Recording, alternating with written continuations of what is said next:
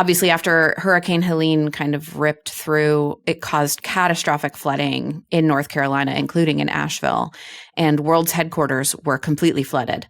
And at the beginning of this week, they put out a call, asking for some help from donors to, start to build a fund to repair the building. And by Wednesday this week, I think Nick Eicher announced we don't need anything more. And I'm like tangentially touched by that, like so grateful that people were so generous. But I think that's just one story of the generosity that's been playing out across North Carolina and some of the areas in Florida and Tennessee that have been hit by what sounds like a sort of once in a lifetime kind of storm.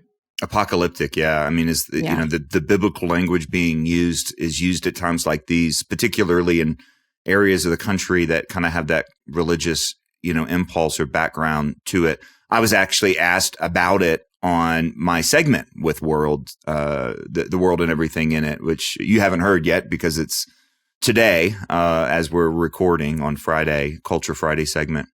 And, Myrna Brown asked, why did this one sit different? She's remote. And, I really do think that losing stuff is terrible.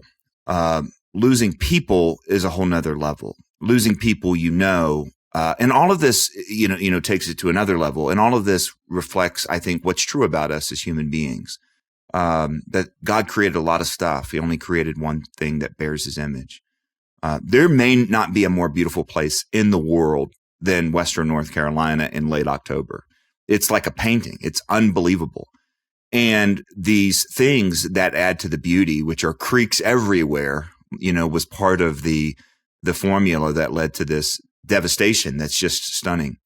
I've spent a lot of time there, just even recently. Over the last 3 years, have spoken twice to the parents at a wonderful Christian school, Asheville Christian Academy.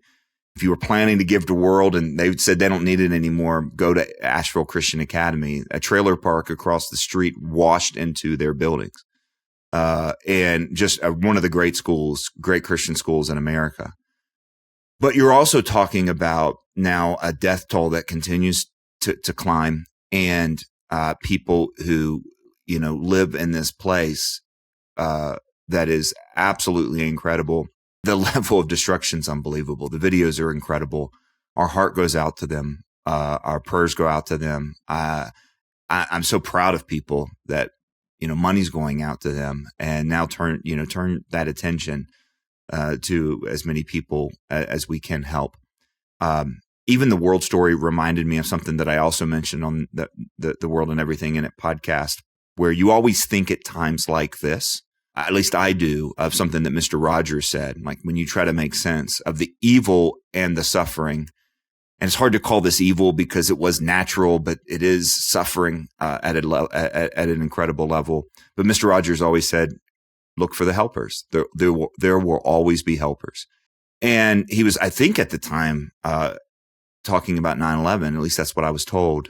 And that's an amazing thing too, because that says something about the kind of people we are, made in the image of God. And I think even beyond that, because at least wherever the church is, the first people in line to help are typically Christians. And, Samaritan's Purse right there. I'm sure that the Billy Graham Association, the Cove, sustained damage. I haven't heard anything specific, but, they were lined up ready to roll. Wonderful school there. We talked a lot here about paraeducational options and how that's a bright light right now. And one of those is a school there in Western North Carolina in Asheville.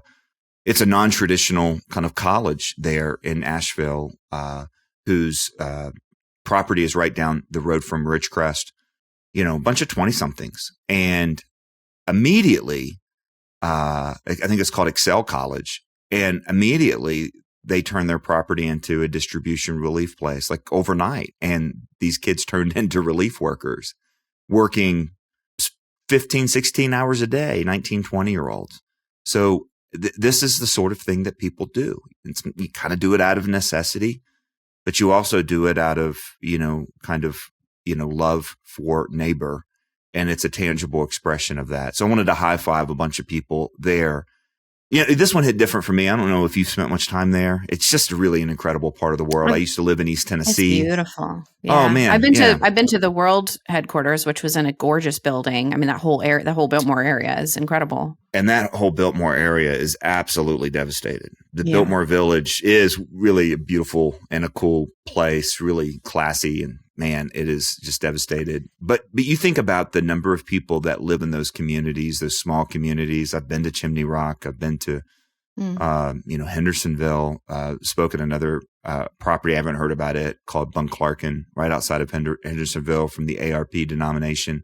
There are things that we can learn from this, and I mentioned this on The World and Everything in It. My former boss, Bill Brown, president of Bryan College, when I was there in East Tennessee, it suffered a devastating fire. I mean, and about 12 hours, the school lost all of its classroom space, all of its faculty and staff offices. And had it been 3 months earlier, would have lost its cafeteria, right? I mean, just a fire went across the top, and a whole story.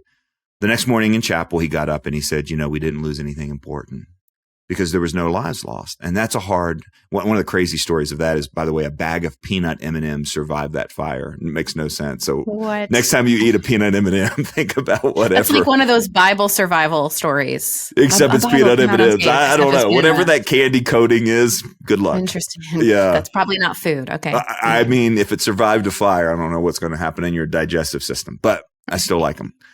It was just such a profound reminder of the clarity a Christian worldview can bring to that sort of chaos. And of course, what we've seen in Western North Carolina, crazy enough, that's where he lives now. The scale of what we see in Western North Carolina, East Tennessee, they're being forgotten in all this. They're part of the suffering as well. And it's just devastating. And it's the lives lost, it's people. And I think of The Weight of Glory, where Lewis goes, cultures, nations, arts, civilizations are mortal, but it's immortals whom we talk to and work with and marry and exploit. That's what humans are. And, these sorts of events, I think, clarify that for us.